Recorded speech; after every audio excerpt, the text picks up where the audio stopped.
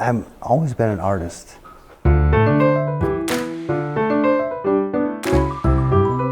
They wouldn't let me send letters home. They would let me send artwork home. Why was artwork okay and letters were not? They didn't want me to rock the boat because they knew that's what I kept trying to do, was rock the boat. But you got around that by putting little coded messages in your art. Definitely. Did they not see them? They never caught me, so I just started drawing like a madman all day long.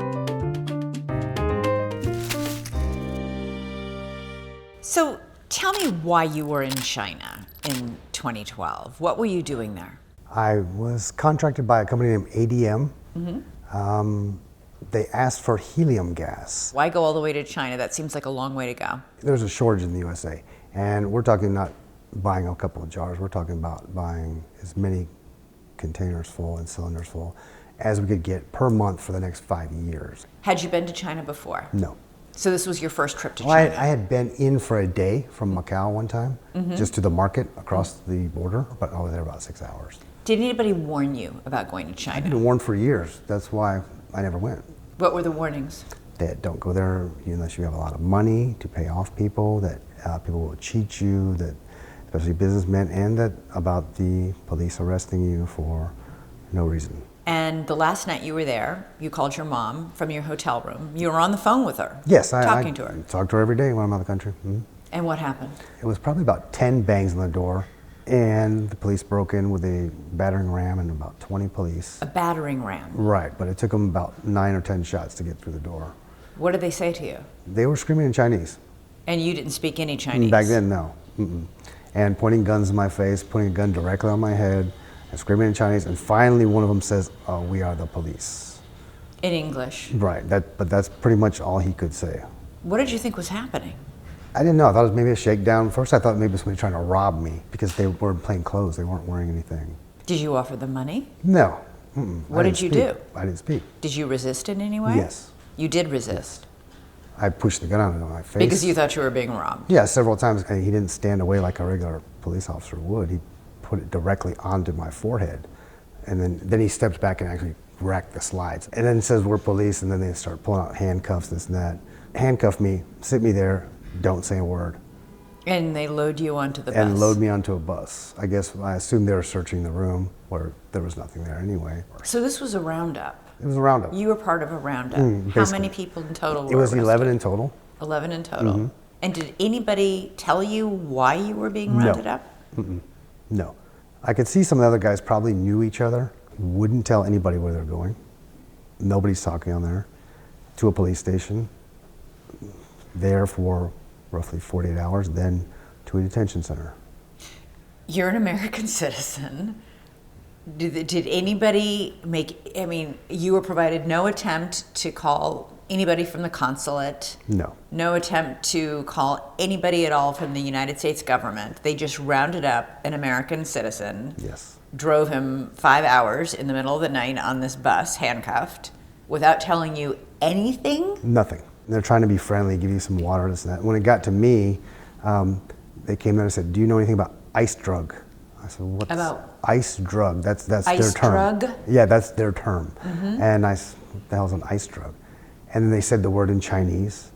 Then they said, "Drugs. Do you know anything about drugs?" I said, "No, I don't do drugs. Test my blood, polygraph, whatever you need to do. Test my hair samples, anything. I've never done drugs in my life." They hand me a piece of paper and say, "Sign this." I said, "Call the embassy, give me legal counsel. I'm not signing anything in Chinese. It's not going to happen." And not once were you permitted to contact anybody from the American government? No, they said, "This is China. This is you. We don't have to. This is China." You refused to sign any confession? I never did. And I figured, hey, the cavalry will come sooner or later. They know I didn't do this. So you're moved into a detention cell where you're held for how long? Well, it ended up being 11 years. What are they asking you? They're telling me they were following me.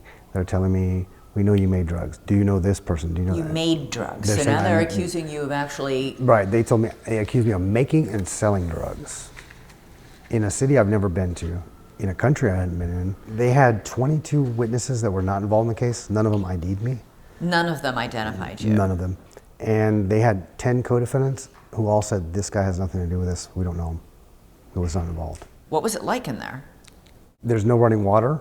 There's no no HVAC, there's no heat, there's no AC, 24-hour bright lights, you're sleeping on a concrete slab. It's about 9 meters by 3 meters, and you've got 32 guys in there. 32 guys in Yes, there? ma'am. How did that even? You're just lined up basically like sardines on that slab. And even me being tall as I am, even my feet hanging off of that thing. It's got a nice iron rail on it with loops in it to chain people to the bed, shackles. There's no toilet, there's no running water. There's a basin that fills up twice a day with well water to take a shower, as they call it, but it's really just a bucket. A hole in the cell served as a toilet for all 32 of you? Yes. And there's rats that come out of that hole. And there's snakes. The ceiling's kind of open, so you do get rained on, you get snowed on. I lost 100 pounds in 6 months or so. Or 100 pounds? Less than 6 months, I think, yeah. So there were several times when I thought, okay, maybe it's game over today. Did you think they would actually execute you? You know, I didn't care at that moment. How could you not care? You've been in that place that long and pretty much lost everything you have and everyone you have, then why do you care? So let's go to November of 2024. Correct. What happens? They come in there and just said, let's go, let's go. And What did you think was happening? I didn't know. It was very strange. I didn't know for sure. Did they shackle you? They did. They told me to put my clothes on. It was cold in that area. They did shackle me, and then they led me downstairs to a van. Then we drive for several hours. The only way I know where I'm going somewhat is by the sunrise and what side it's on. And we pull up at a train platform. And then they load me on that train, and some of the police that worked the guards from the prison went with me. They drive us in through some gates somewhere. It drives about an hour, and then they drive us in through some gates. They close it. It's an old rundown detention center or prison or something, really rundown place. They check me first, search me, and put me to the side. Then they check the police officers, 5, 6, 7 of them that were with me. They take off all their stripes, all their badges, their radios, their cell phones, even their cigarettes. They take everything away from them and lock them up with me. None of us have any clue exactly where we are. Right. We just know we're in Beijing by the dialect they're speaking. They're guessing it, either we're going to court or we're going to a death sentence. And they push me out really quick, say, go in the court. So I go in the courtroom and walk up to a judge's podium, what looks like a judge's podium, and he says, oh, you've been pardoned, or you've been paroled, is what he said exactly. And your consulate, your embassy is across the hall. Did you think this is for real?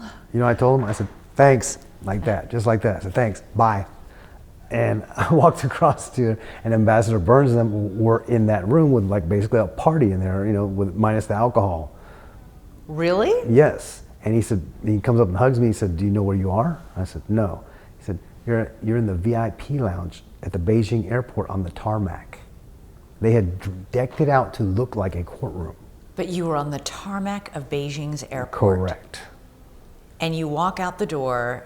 Just across the hall into another, yeah. So when did you go out on the tarmac? I mean, I went in there and Ambassador Burns had food and drinks and snacks and he had some of my possessions, not much, and I put my American flag shirt back on, went up onto the plane, met with Roger Carson's, we had a good talk, called Mom, Ambassador Burns came on, we talked for a little bit, and we took off.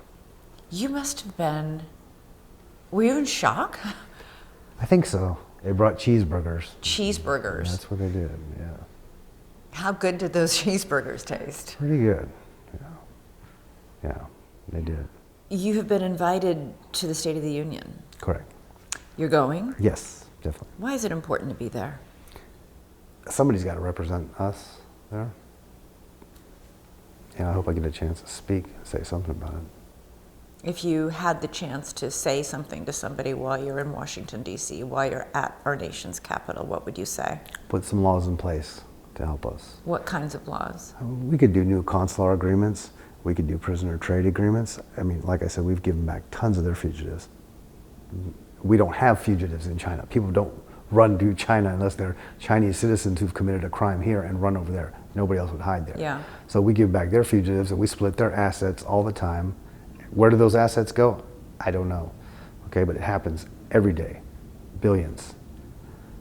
I would say put something in place or put something in the consular agreements. The way their prisoners are treated here is 1,000,000 times better than theirs, 10,000,000 times better than theirs.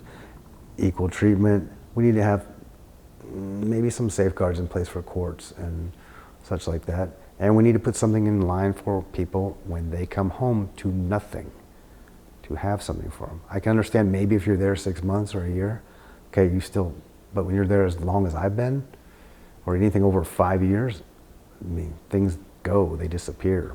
Yeah. And yet you survived it. Right. Does that sometimes amaze you? It does. It does. I have it in my head that I won. I don't feel like I'm a winner, but I know I won against them.